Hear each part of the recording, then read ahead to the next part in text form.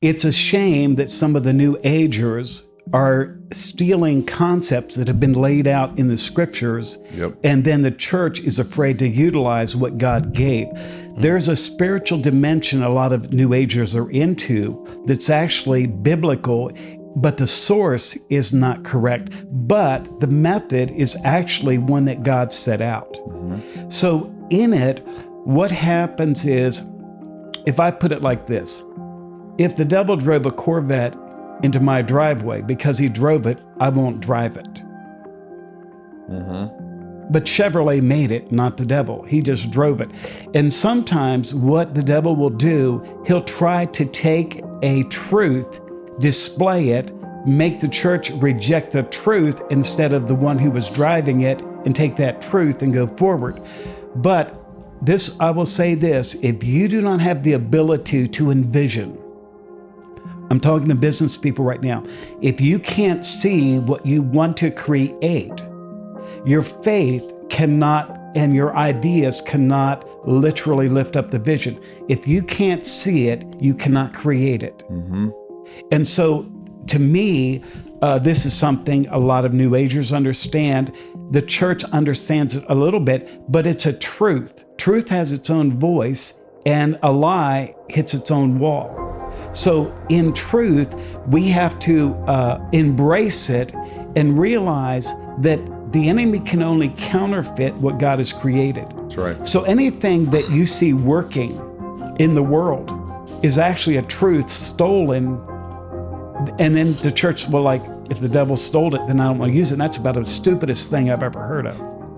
It's like some Christians say, well, I will only do business with another Christian. I say, well, then you're not even biblical. I said, what do you mean? Well, Pharaoh that put the ring on Joseph's finger?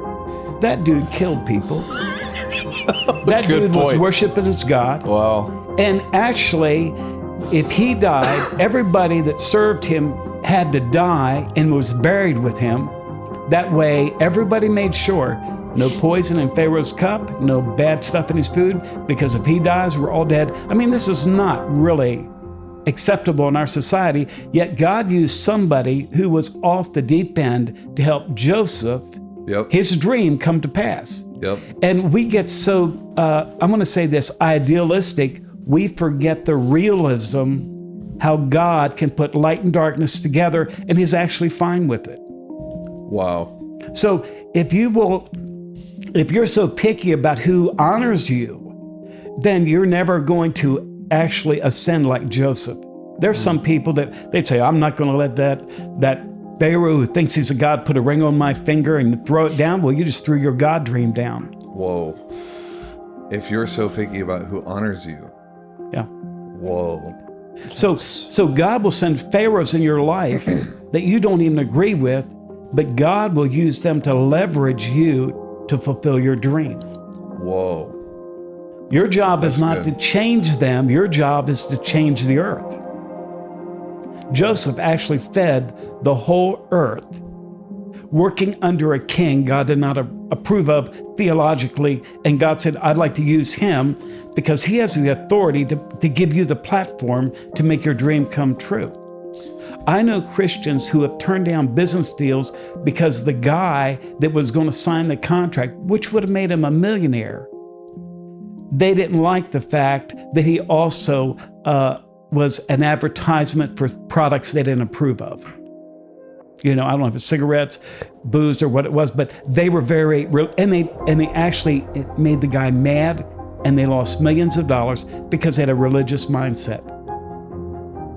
So you're saying the right way to think about that would have been God is using each of these things as a tool to move you forward. Yeah, and God is allowing this person to give me influence in their circle that nobody else could grant. And Joseph had enough sense to go through the door in Egypt. A lot of Christians would have been trying to, well, I can't until he's saved. I can't really work with him. Until he's willing to pray with me, I can't work with him. And when light helps darkness, I have to wonder if actually Pharaoh might have come to the Lord through Joseph. Not because of his belief, but because of his wisdom to save the nation and literally affect the world.